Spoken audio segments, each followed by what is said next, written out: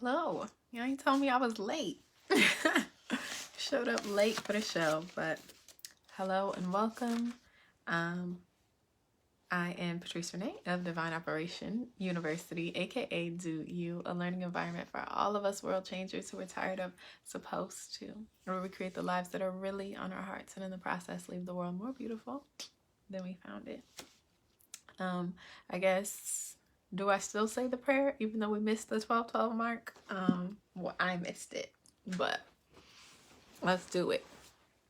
I thank you that I know who I am, what I want, where I'm going, and how to get there. I thank you for blessing me with a soul family that sees me, knows me, loves me, guides me, corrects me, and protects me along this journey. I thank you for everything inside of me and everything that surrounds me. I thank you for everything I've been, everything I am, everything I will be. I thank you for everything I've gone through, everything I'm going through, and everything I will get through. I thank you. In your powerful, wonderful, amazing, and precious name I pray. Amen. You know, that breath at the end of that is like my favorite thing ever.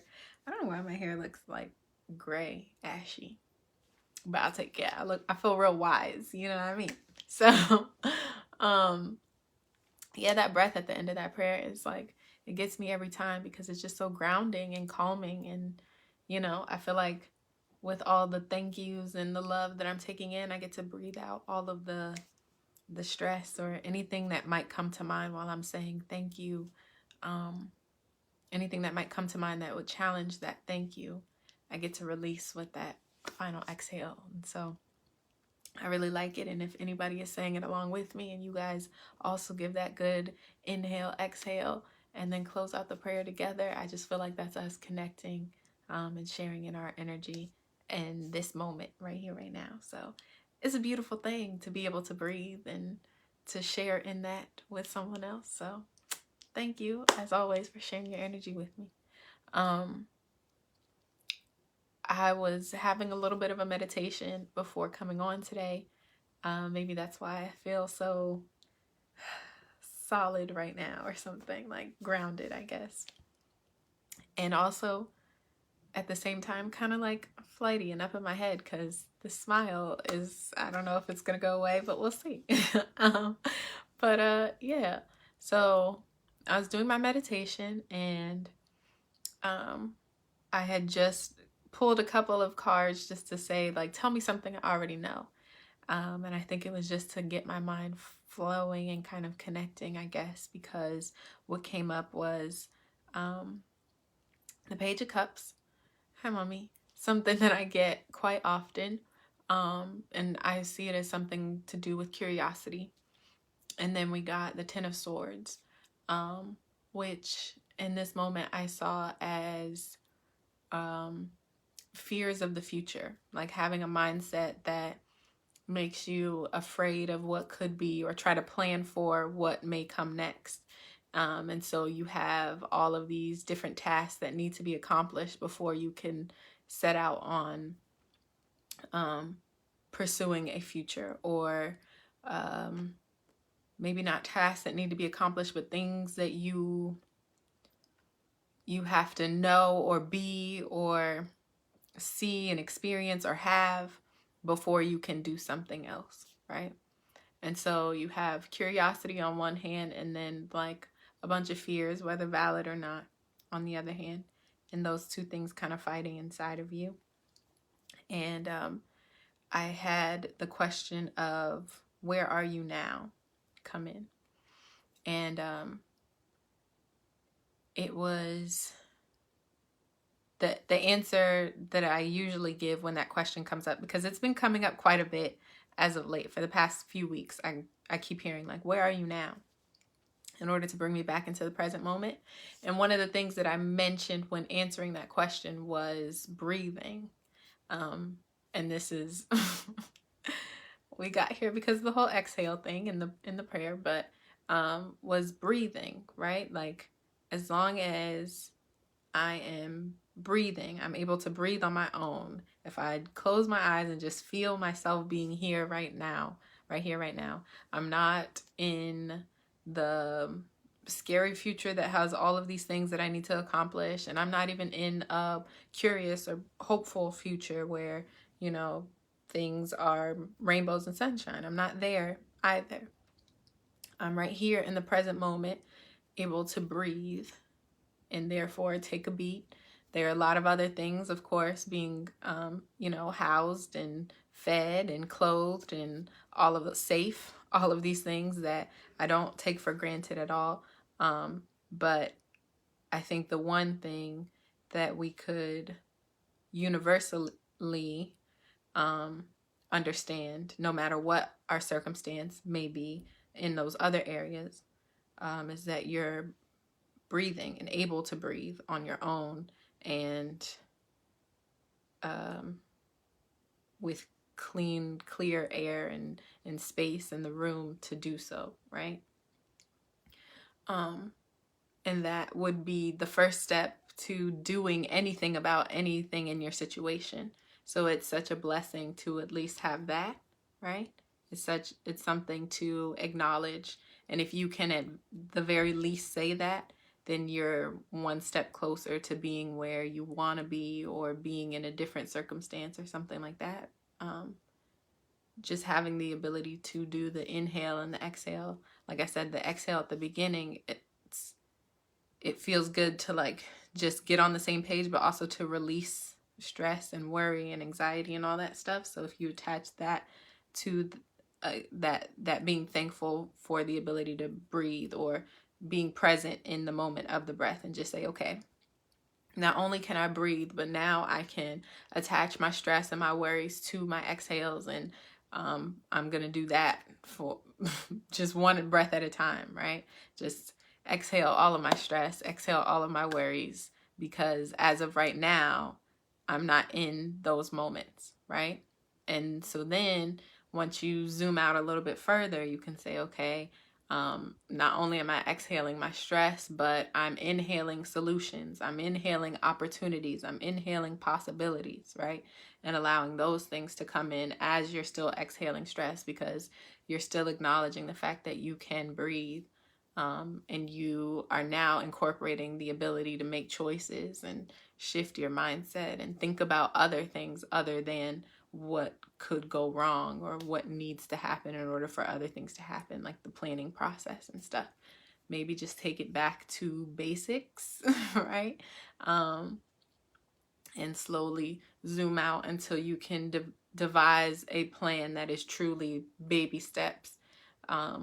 One that takes you from sitting here breathing to maybe writing down a list of things that, you know, you want to do today, or want to do in the next hour, you know, like really taking bite-sized pieces of things, as opposed to developing some massive list of things that have to be accomplished essentially before you die. Like, I think we all think we're planning oftentimes when really we're making bucket lists. Well, I guess I'll speak for myself. I be thinking I'm planning when really I'm making bucket lists, because there are things that either don't have a deadline, like a due date or something, or it's things that I would like to happen one day in the future. A lot of things that need to happen before I can ever get to the main thing. Like, I just have a laundry list of things that I have to accomplish in this lifetime, I guess. But oftentimes I lose sight of the details because I let things get so big, and I have to come back down into those the tiniest moment of like, where are you right now? Where are you right now? And that leads also into like capability. So not just physically, but where are you spiritually right now? What is your will allow you to do? And I guess I can talk about one of the things that I had on here that kind of segues into it, because I've been thinking this week about like being in the spirit of something. So I've been able to ask myself a lot lately, and not realizing until this moment actually that I've been asking myself, where are you spiritually now? What do you have the will for? What do you have a desire for? What do you have a motivation for right now to do, to accomplish, to create, to experience? And I guess I'm learning to be present with those moments. And it's become, I've been able to acknowledge that process, right? And become aware of that process. That's the word I'm looking for. Awareness. I've been able to become more aware of that process through the things that I'm creating. So I want to say it was like 2 weeks ago, I decided to make a cheesecake. And I didn't think too much about it. I just wanted to do it. And I felt compelled, right? And so I found a recipe, and we just so happened to have everything in the house to make a cheesecake. And so I did that, and it turned out pretty good. Good enough that a couple weeks later, someone who had some asked me to make another one. Well, they asked me for more, and I just so happened to have had a few slices left over of the first cheesecake in the freezer because I was saving it, right? But I was like, okay, I'll just make another one because, like I said, I was saving it. Those are for me. But I was like, I'll just make another one because I guess it'll be fun to try again, right? Well, the second time, I did not have all the ingredients necessary. Even though I went and bought things, I still didn't have everything that I needed. I didn't feel as drawn to do it. Like, I didn't feel like I wanted to do it because I was asked to do it, and I was excited to have been asked because, I mean, I'm not a chef, so that's cool. Somebody's asking you for your food. That's cool. So I wanted to participate in that experience, but also I wasn't really inspired by cheesecake because at this point I had just did it, and I'm not a repeat type of person. I really don't like to do the same thing twice, but like I said, somebody asked for it. So that kind of drew my attention to the fact that there's a different feeling within myself to do something that I want to do, that I kind of feel drawn to. I feel called out to me, an experience that I feel like I'm in the spirit of it, versus one where I'm doing it for someone else or for different reasons other than some kind of spiritual connection. Like, it just feels like that's what I want to do, right? There's a difference between that and I don't have the words to describe exactly what that, how to differentiate the feeling, because I think it's beyond what I want to do. It's like when want to and have to come together, that feeling, okay? And so I do it, and you know, clearly things, the stars aligned because we had everything we needed. And even the second time when I believed I had everything I needed, went and got things that I thought I didn't have so that I would have everything I needed, and still didn't have everything I needed. You know what I mean? One was meant to be, the other not quite so much. Needless to say, that cheesecake did not turn out very well at all. So, and I couldn't even taste it because we're doing the whole 21-day detox. So, yeah. I didn't feel like I was in the spirit of it the second time around. And so that acknowledgement and that awareness led me to look at, you know, different other areas where that happens. So far, it's been in cooking, but I have experienced it with my crafting and stuff before. I just didn't have enough examples of it to realize that it was a thing. And so now I think I want to start paying closer attention to doing things when I'm in the spirit of it, right? As like a science experiment to see if that's really what's going on, you know, if that's really what's happening. Is there truly a difference in my output, as well as what gets put into me when I'm doing it while I'm in the spirit of it versus trying to do it?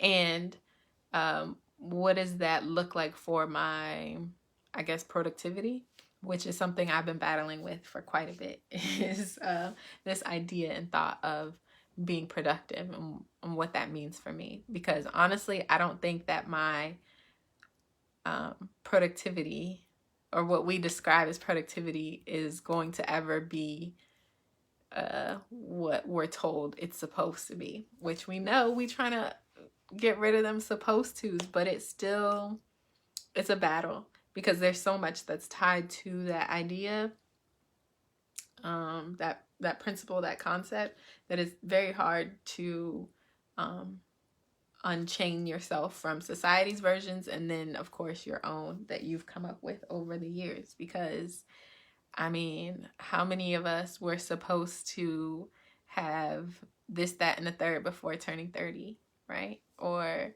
you know, we're supposed to be doing something or experiencing something, or I feel like I'm supposed to be doing something. I feel like I'm supposed to be doing something different than what I'm doing. And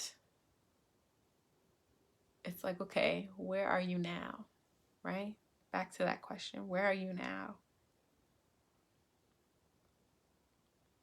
Why do you think you're supposed to be doing something else? Who said you're supposed to be doing something else? I think we get lost in like what we're supposed to be doing, trying to figure out what we're supposed to be doing, and we don't ask ourselves why we're supposed to be doing. And I think once you start peeling back those layers, then you see what's really yours, what really feels like you think you're supposed to be doing something different versus you've been told you're supposed to be doing something different. Whether directly or just in the messaging and propaganda and all that fun stuff. Like, why supposed to? Do you want to? Do you feel like you have to? Is someone making you? Like, why do you think you're supposed to be doing something? It's supposed to look a certain way. It's supposed to come in a certain way. Whatever your blessings are, whatever your prayers are that you're asking for, they're supposed to look or come in a certain way. Your life is supposed to pan out a certain way. That one's mine.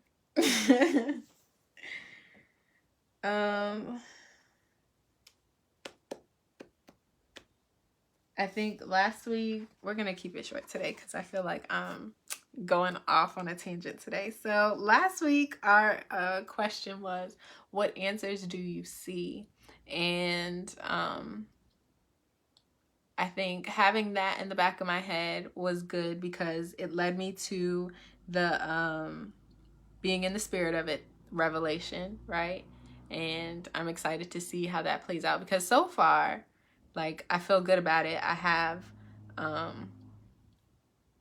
plan to plan my week today, with some ideas to get me going to be more productive in a way that suits me.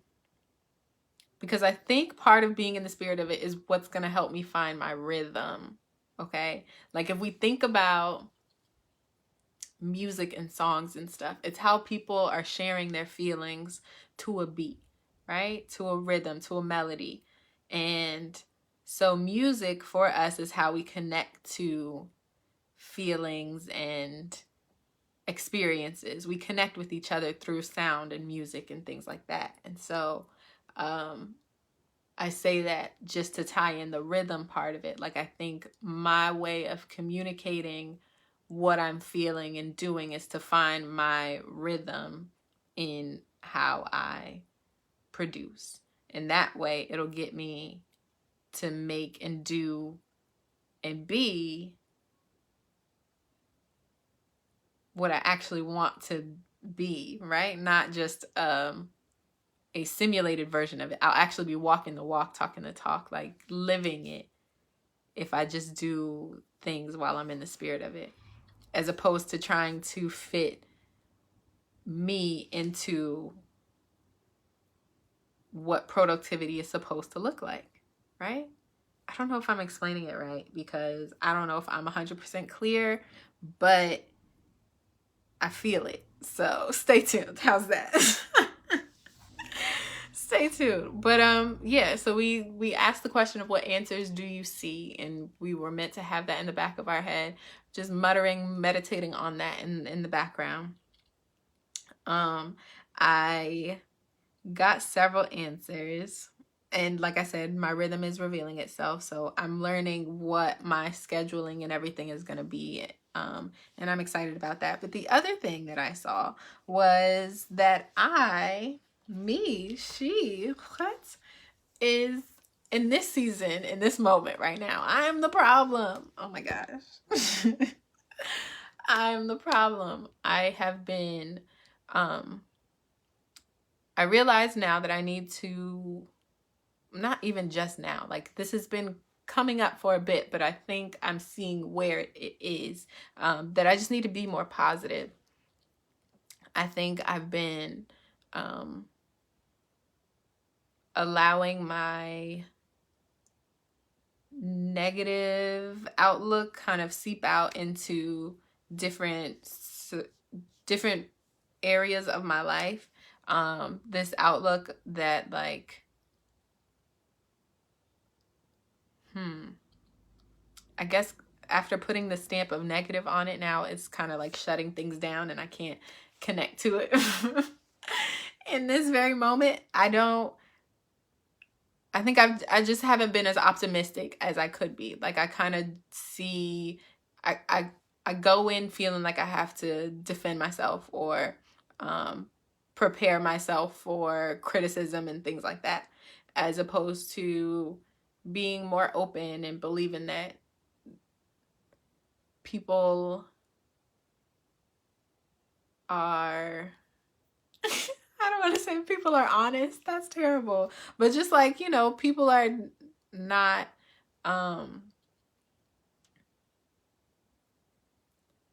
they're not just saying things just to say it. Right? Something like that. But I was hoping I would be able to work through it, that we can work through it together, but it's not coming through, so it's fine. What I'm saying is I'm the problem and I'm working on it, so there's that. Let's see. One of the practical practice things, like I said, we're going to keep it short. We're going straight into practical practice, is to brainstorm this week. I think that will be really good, really helpful. And it's not like, oh, what am I brainstorming? What am I supposed to think about? How about you brainstorm a list of things that you could further brainstorm later, right? Just, it's about like releasing and just letting your mind be free. Where are you now in terms of ideas? Where are you now in terms of like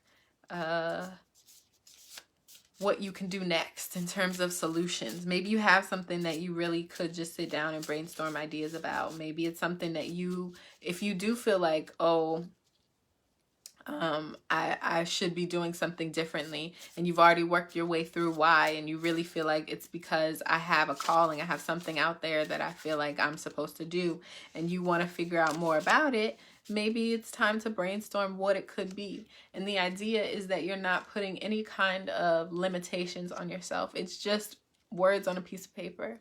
So why do you have to limit, you know, the possibility that it could happen for you, that you could be that, because you don't have the right money, or because it's not the right year and time, or something like that. Even like crazy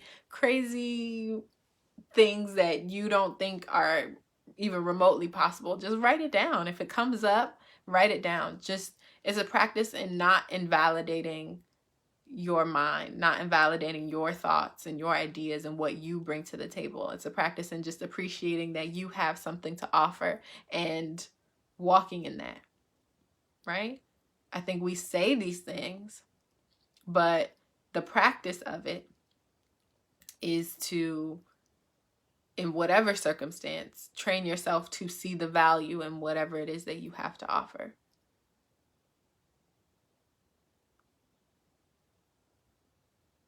Because the alternative is your mind throwing out ideas, thoughts, answers, and you being like, no, that's stupid. No, that could never happen. No, I don't like that. oh, I would never do that, you know, even though there's a part of you, obviously, because the idea came up, there's a part of you that, you know, has some kind of interest in it. And I think once we start acknowledging that we are multifaceted and amazing and curious and hopeful, and we have lots and lots of hidden talent, skills, and abilities within the cells that are already in us, that if you were to just nurture those parts or at least talk to it, you could grow a whole lot more thoughts and ideas that, you know, come more quickly. You can grow parts of yourself that will produce fruit in a way that you've yet to experience. Just because you've now opened yourself up to that part of yourself. All of this coming from brainstorming. It sounds so unassuming, but you're just allowing your mind to be free, without judgments, without limits. And then you're building a relationship with your mind. And it's through that closer relationship where your mind doesn't feel like it's going to get shut down at every turn. So it may show up like I said I am in these relationships, like I need to be on defense. I need to shut you down before you shut me down.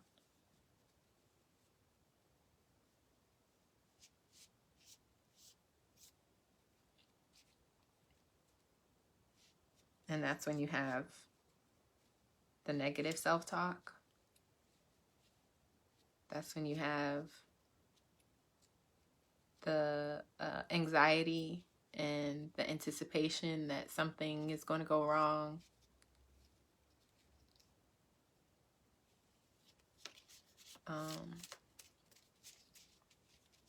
So instead, let's be kind to our minds. And nice. And that'll be that. So I just pulled 2 of our meditation methods cards.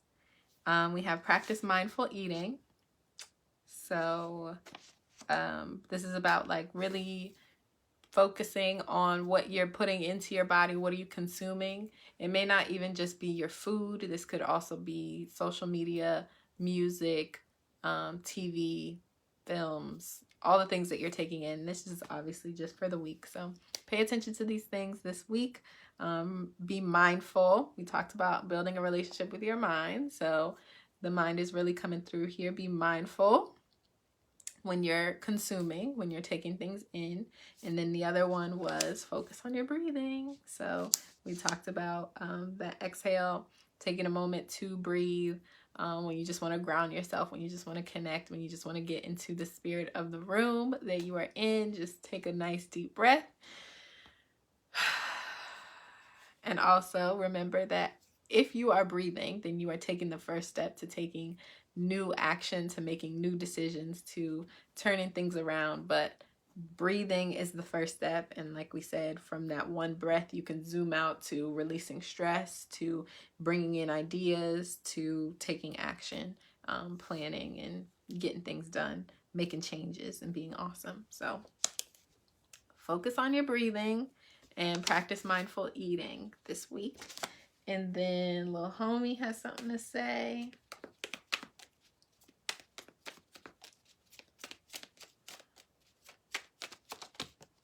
Okay. Do you have to do it alone, and why? So maybe for someone who is feeling like they have to fix it alone, make new decisions alone, do life alone.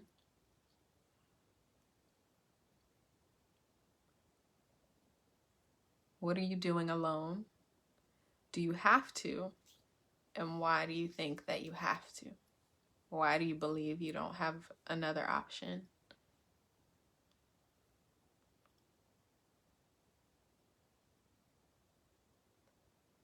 Can you think of another way that you could have help? It may not have to be one person. It may not have to be a person, but it feels like there are resources, opportunities, and people available to you if you open up to the idea that you don't have to do it alone. But maybe that's something that you can brainstorm. Ding. That was a terrible wink, but you get the idea. So yeah, that's gonna be it for me today. I thank you so much for sharing your energy with me. It's a beautiful day, so maybe I go sit outside for a little bit, but thank you. Until next time, love you. Bye.